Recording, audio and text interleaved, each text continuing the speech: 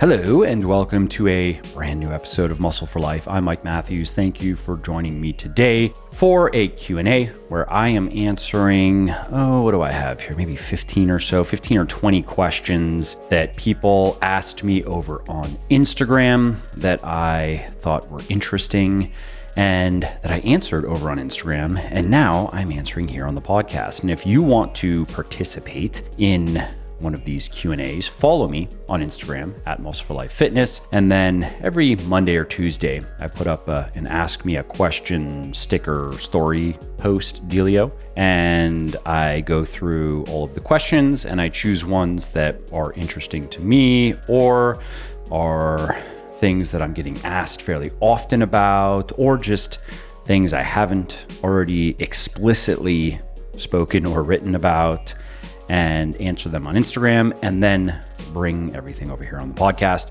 And in today's podcast, I'm going to be answering questions about beginner training splits, natural immunity, collagen protein versus other types of collagen, the benefits of massage, what reps in reserve means and why I track reps in reserve in my training log, in addition to exercise, weight, and reps, and why I would recommend you do the same, CLA, is it worth using, and more. Before we get into it, research shows that getting enough omega-3 fatty acids in your diet can benefit you in many ways, including reducing the risk of heart disease, increasing muscle growth, increasing cognitive performance, increasing fat loss, decreasing inflammation, improving mood, reducing muscle soreness after exercise, and more. There is a problem though. It's hard to get enough of these vital molecules through diet alone.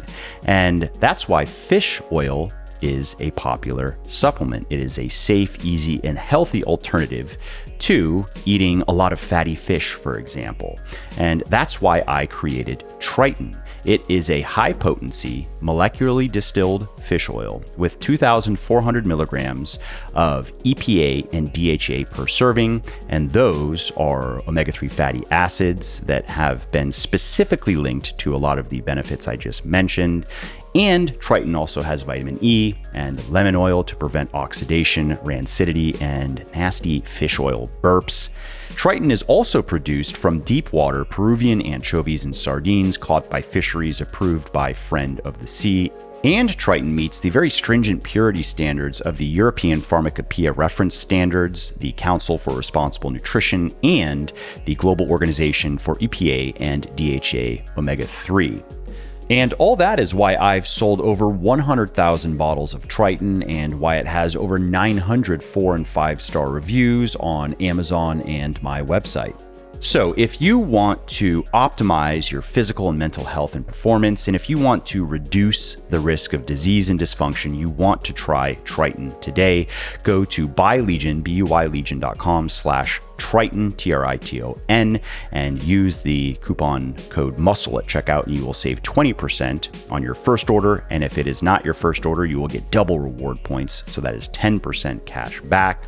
And if you don't love Triton, for any reason, just let us know and we will give you a full refund on the spot. No form and no return is even necessary. So you really can't lose. Go to buylegion.com/Triton, use the coupon code MUSCLE at checkout and save 20% or get 10% cash back, and try Triton risk-free and see what you think. Okay, let's start with a question from Alcides Ferreira. Favorite cheat snack? Snack would probably be dark chocolate. I really like good dark chocolate. So anything between, 70 and 90% cocoa, with my preference being darker. So maybe in the 80s versus the 70s. And in terms of a cheat meal, a delicious pasta is hard to beat. I make some sort of pasta dish every week these days, every Saturday or Sunday. And so I've been trying different recipes. I was doing bolognese for a bit and playing around with that. And then I switched to a vodka tomato sauce, and I'm really, really enjoying that. It's pretty easy to make too. It's mostly just butter, cream, tomato paste, and, some shallots and garlic and a lot of Parmesan cheese. It's so good though. So that's one of my favorite cheat meals, some sort of delicious tomato-based pasta. And also a traditional carbonara can be really good. That can really prickle the old processors. Okay, the next question comes from Anabolic Username.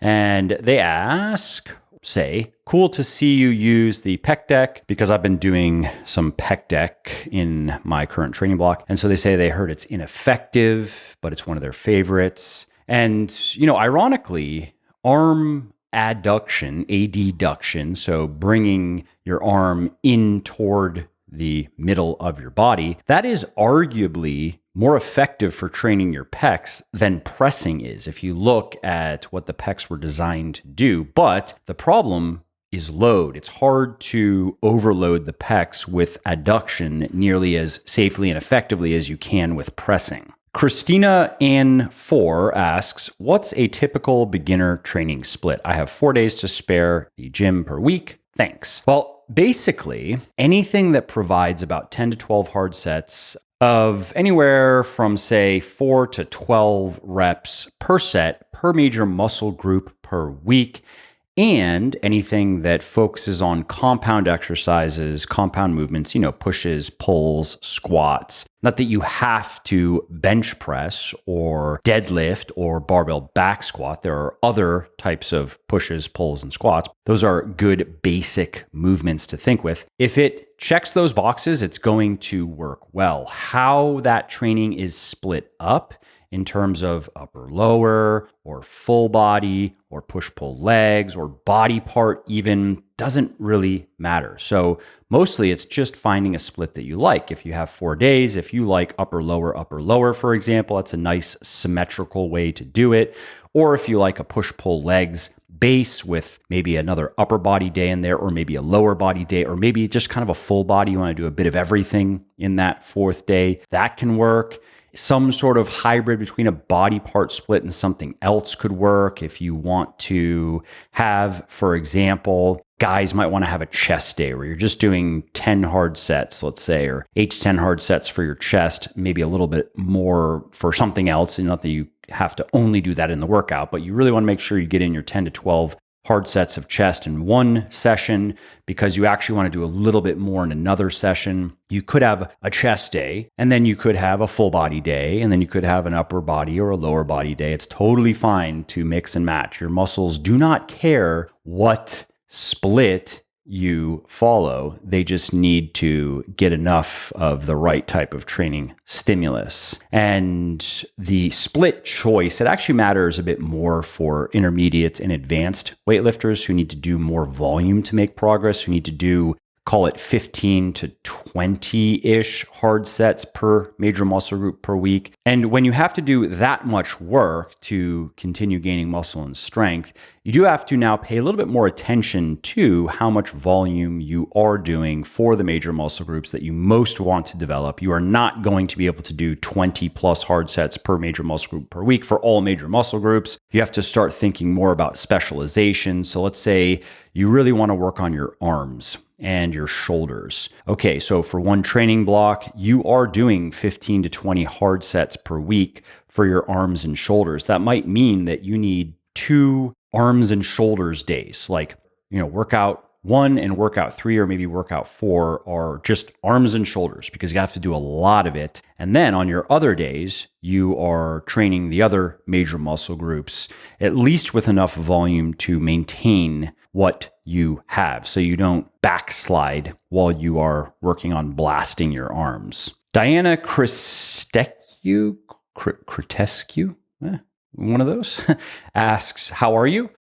Well, the other day, I was going for a walk, and then a flock of birds flew overhead, and I was kind of amused as I watched them randomly squawking and lurching to and fro at the command of the leading bird.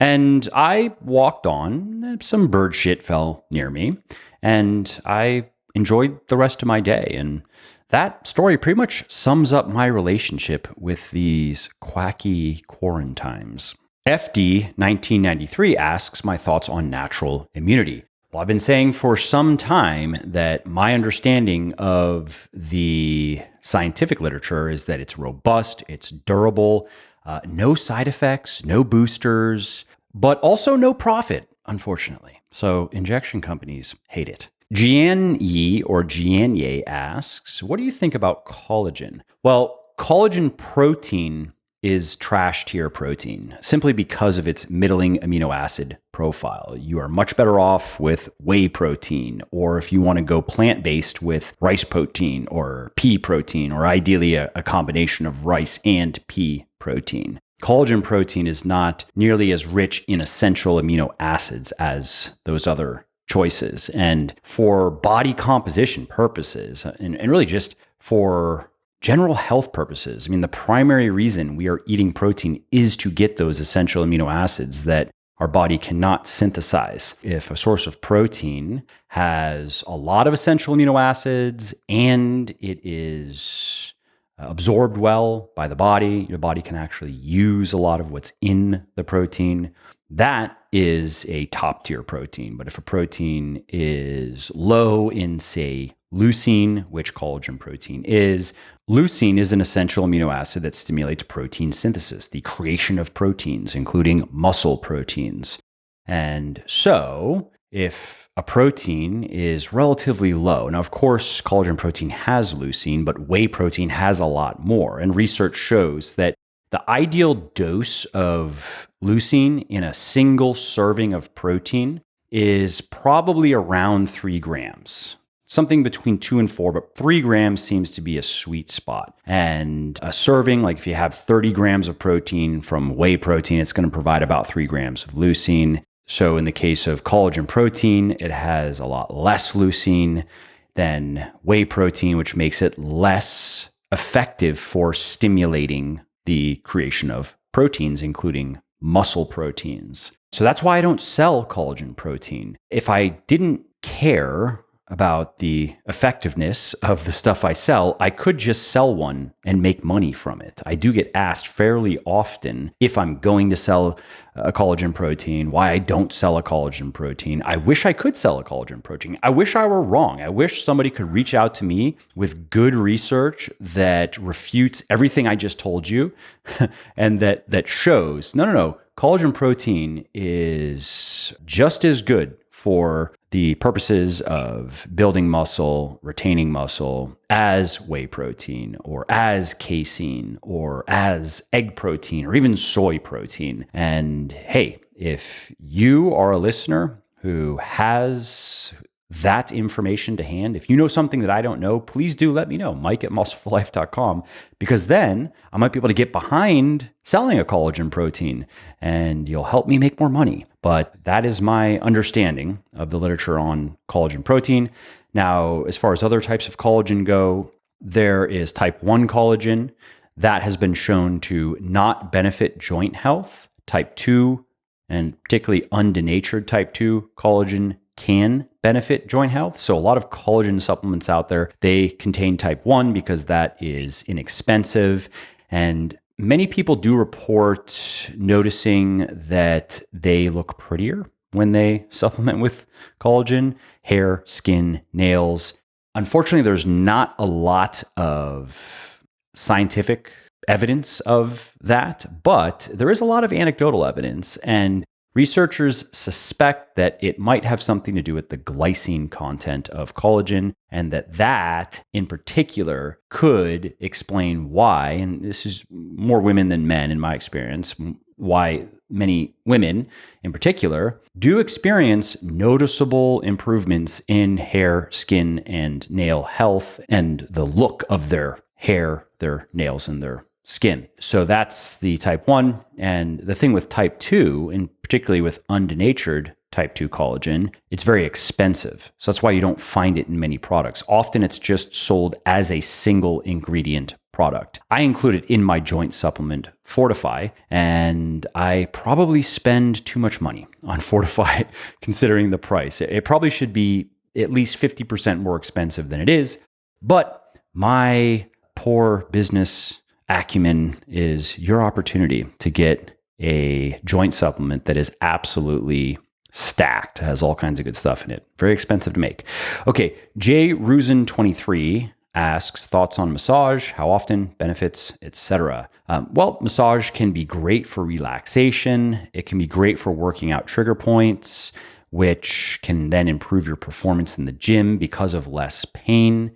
And research shows that massage might also improve recovery, maybe a little bit. It's unclear. I do get a massage once a week, and I did that in the past for an extended period of time. And then I stopped doing it for a while because it wasn't convenient anymore.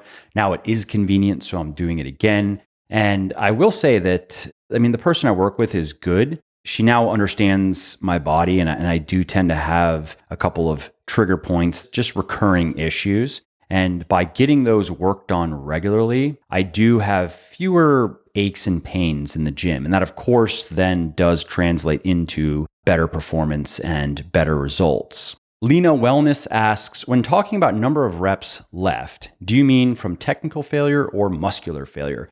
So just for a little context, she's referring to the workout footage that I share on Instagram where I show people the exercises I'm doing and how many sets I'm doing and how many reps and with what weight. And I also include my reps in reserve, how many good reps left.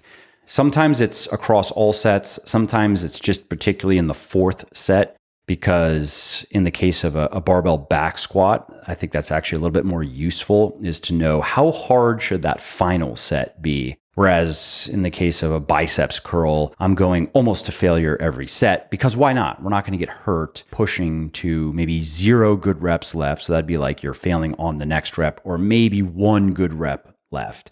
But I would not do that on a squat. Maybe under certain circumstances, if I really wanted to push myself, that would not be more than maybe more often than once every couple of months.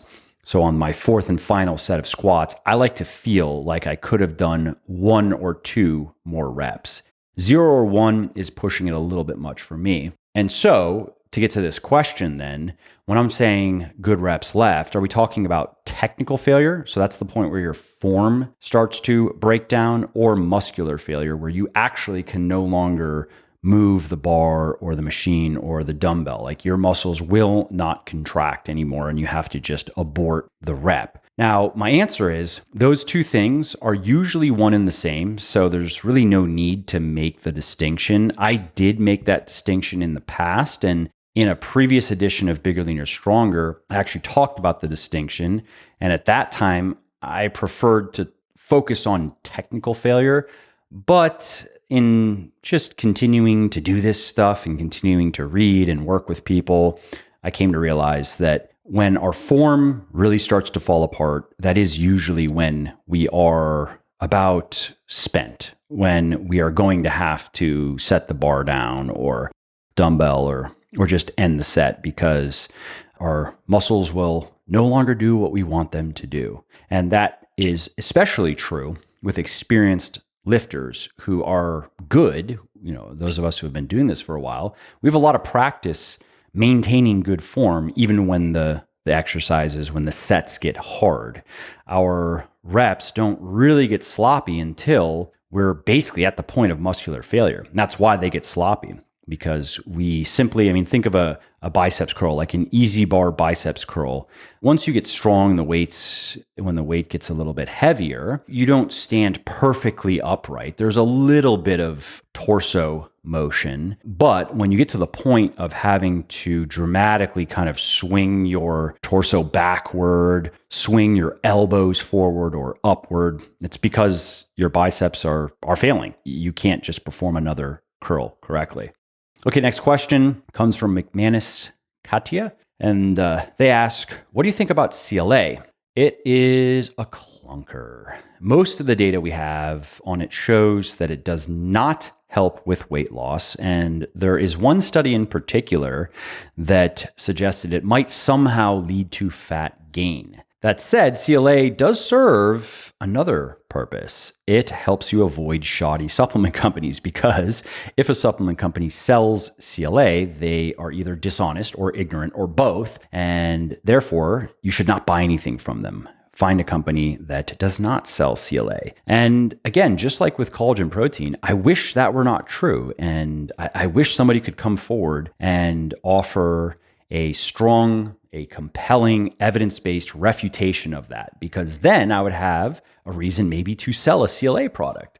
But as it stands currently, and I will say that the weight of the evidence is pretty significant at this point, and I don't think there's going to be a lot of CLA research. I think that it has exhausted its potential in the scientific community, meaning they've seen enough L's to not want to invest more time and money into it. I don't think that position is going to change, at least anytime soon.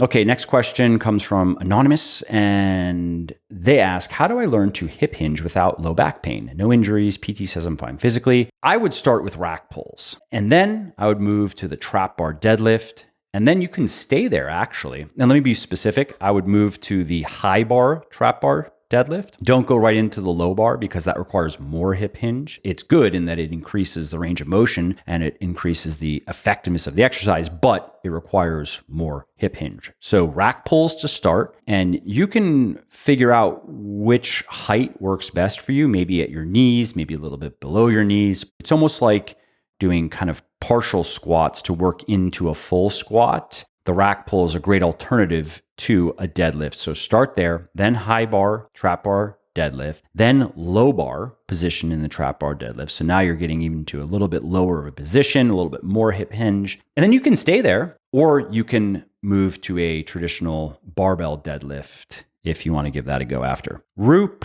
31 asks, are full body workouts hard to recover from? Well, they can be. It really depends how they're programmed. And if we're talking about a true full body workout that involves direct volume for all of the big major muscle groups. So think about like a squat, a pull, a press in the same session. It might be a barbell squat, deadlift, and a bench press all in the same session. That is generally harder to recover from than a kind of pseudo full body workout that is more like a mostly lower body or mostly upper body workout with a little bit of other stuff sprinkled in. So think about a session where you squat, bench press, and biceps curl, for instance. We would call that a full body workout, but it's not quite the same. That is going to be easier to recover from than the squat, deadlift, bench press session, right? Okay, Rylester 2003 asks, what are your maintenance calories? So currently they are about 2,900. And for people wondering about my numbers and things, I'm 6'2", I weigh about 194, 195 pounds. I do 5 hours of weightlifting per week. And I do about 3 hours of moderate intensity cardio per week, 2 to 3 hours. It's about 30 minutes per day. And that puts my maintenance calories right around 3,000, give or take a little bit. Okay, the next and final question comes from Yuvraj Asopa, something like that. Best foods for bulking? Well, my favorites are relatively nutritious, high carb and low fat foods and beverages that you can eat a lot of or drink a lot of in one sitting, because those foods just help you eat enough calories while still keeping your fat intake reasonably low. That helps mitigate fat gain. When I'm lean bulking, I try not to exceed 80 or so grams of fat per day. Certainly not more than 100. And that might sound like a lot, but if you're a guy who has to eat 3,500 plus calories per day when you're lean bulking and you start building out your meal plan, you see that it gets tricky to keep your fat at, let's say, even 80 grams per day when you have to eat, certainly when you get above 4,000 calories per day, because so many carbs come with some fat. And especially if you want to follow some recipes and you don't just want to eat like piles of steamed rice every day or entire loaves of bread with no butter, for example. And so stuff like pasta, bread, those two are good. It depends on the sauces, of course. You're going to have to go with a lower fat, probably sauce, not low fat, but you're not going to be eating carbonara pasta every day. It's going to probably be some lower fat, lighter kind of tomato based sauce. Bread is a great source of carbs. And if it's whole grain bread, in the eyes of the scientific literature, that counts toward your intake of whole grains. It might not be exactly the same as oatmeal in terms of health benefits, which is also one of my favorite lean bulking foods because I can eat a lot of it. I think it's delicious, especially if you throw a banana in it and throw some nuts in it, if that works for your meal plan. And then for sweetness, I like to add some protein powder. My favorite protein powder to add is Legion's salted caramel whey. I think that plus a banana cut up in some oatmeal, boil it all together. Actually, no. So I've made that mistake. So what I do is I boil the oatmeal with the banana, also with the nuts, and then I mix the protein powder in afterward. Cooking with the protein powder makes it too sticky. It works a lot better when it's already cooked. Mix the protein powder in, and then I put some almond milk as well. That is super good. I can eat a lot of that stuff. So that's on the list. And if you want to jam in even more calories and carbs, go with steel cut oatmeal. Rice is great, of course. Rice milk is a nice way to drink some carbs if you need to do that. It tastes really good in protein powder. Like if you use rice milk instead of water, for example, it's quite good. Fat-free milk is a way to get in some carbs and calories without getting your fat too high. And granola and muesli also work well.